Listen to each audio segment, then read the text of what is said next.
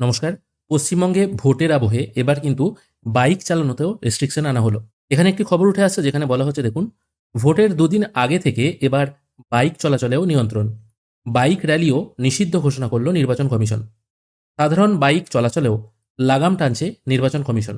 জানানো হয়েছে বিশেষ কিছু ক্ষেত্রেই বাইক নিয়ে বেরোনো যাবে রাস্তায়।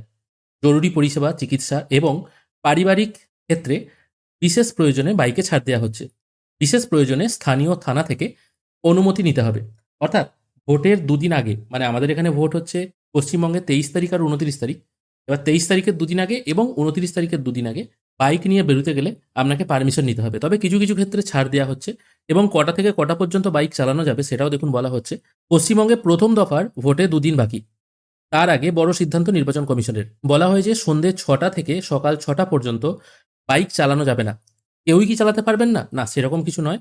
সকাল 6টা থেকে সন্ধ্যে 6টা পর্যন্ত পিছনে কাউকে বসিয়েও চালানো যাবে না বাইক। তবে পারিবারিক ক্ষেত্রে বাইককে ছাড় দেওয়া হয়েছে। স্কুলে শিশুদেরও কিন্তু নিয়ে যাওয়া যাবে। আর যদি আপনার কোনো দরকার থাকে, হয়তো আপনাকে কাজের প্রয়োজনে যেতে হচ্ছে, সেটা হলেও মোটামুটি ছাড় দেওয়া হয়েছে। কিন্তু আপনি শুধু শুধু ঘুরে বেড়াচ্ছেন পেছনে কাউকে নিয়ে, সেটা কিন্তু হবে না। তাহলে টাইমিংটা কখন বলা হচ্ছে? সন্ধ্যে 6টা থেকে সকাল 6টা পর্যন্ত বাইক চালানো যাবে না। এবার দেখা গেল আপনি যে জায়গায় কাজ করেন সেখানে ছুটি হয় হয়তো সন্ধ্যে 6টার পর। সেক্ষেত্রে কি আপনি বাড়ি ফিরতে পারবেন না? হ্যাঁ, সেটা ফিরতে পারবেন। এরকম নয় যে আপনি ঘুরে বেড়াতে পারবেন, ঠিক আছে?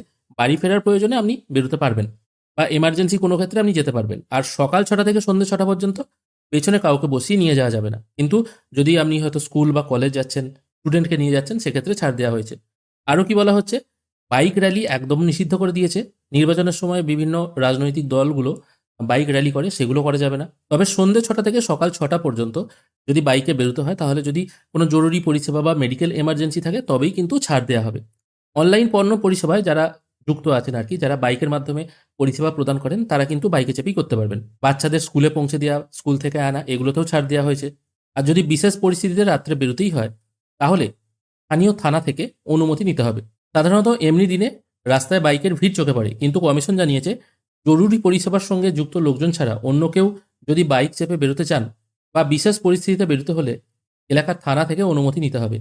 রাস্তায় অন্য সময় যেভাবে বাইক নিয়ে বেরিয়ে পড়েন বহু মানুষ, আর তা করা যাবে না। বাইকের ওপর বিধিনিষেধ যাতে কার্যকর করা যায় তার জন্য জেলা পুলিশের সঙ্গে সমন্বয় থাকতে হবে বলে জানানো হয়েছে। যাতে সুষ্ঠু নির্বাচন হয় সেই জন্যই কিন্তু এত কিছু করা হচ্ছে। আপনাদের কি মতামত অবশ্যই সেটা জানাবেন। এই ছোট্ট আপডেটটুকুই আপনাদেরকে দেওয়া ছিল। ধন্যবাদ।